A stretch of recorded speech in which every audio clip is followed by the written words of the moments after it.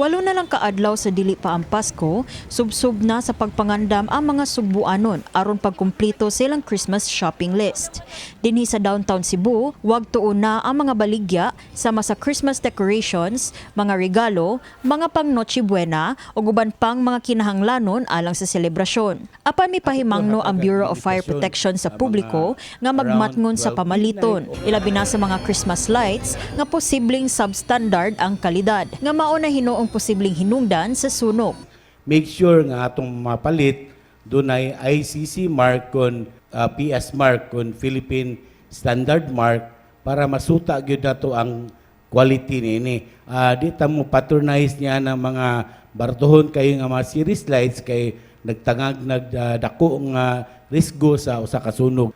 Di pod nato pamorningan niyo ato po hatagag limitasyon. Gani, gituyok mismo sa MyTV Cebu News Team ang pipila ka mga tindahan dinhi sa syudad aron sutaon kung aduna bay mga Philippine Standard kon PS mark o Import Commodity Clearance kon ICC sticker ang mga gipang baligya nga mga Christmas lights. Hinuon dinhi sa usa ka tindahan sa May Osmeña Boulevard, pasado ra sa mga safety seals ang mga baligya nga mao gyud gipangita sa among nahinabi nga mamalitay nga si Faye Sanchez. Nan naman ko'y mga old nga mga Christmas lights, mura akong gipanggamit. Asa ninyo napalitan katong Christmas lights, ma'am? Usul ka ng kaking, kanang mga baratuhon. Ngunani kay mas makamura man ka. LED na ang among gipanggamit kay makamino sa kuryente ba. Kusang tan-aw na ay mga kuan sa DTI, unsa na, mausad kay for safety purposes sad ba. Apan kung dunay mga tindahan nga kompleto sa safety seals, dunasay nagkuwang niini. Sama na lang niining nabantayan sa MyTV Cebu sa May Dalan F. Calderon. Kani amo naman ni buy one take one sale. Naman. Kani to 80 ni siya niya gimo na lang mag 100 ang usa 150 na lang buok. Samtang mipahimangno ang BFP nga dili lang faulty wiring gumikan sa mga substandard nga Christmas lights ang posibleng mahimong hinungdan sa sunog kung dili lakip na sab ang mga pabuto o firecrackers. Tang mo discourage gyud zero tolerance kita sa paggamit og kinini ang mga pabuto kon firecrackers.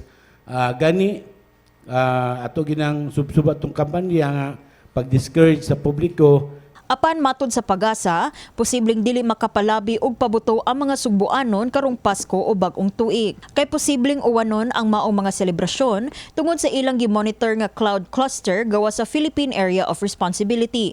Gipanglantawan sa Weather Bureau nga duna pay posibleng usa pa ka bagyo nga mosulod sa PAR sa wala pa matapos ang tuig 2025.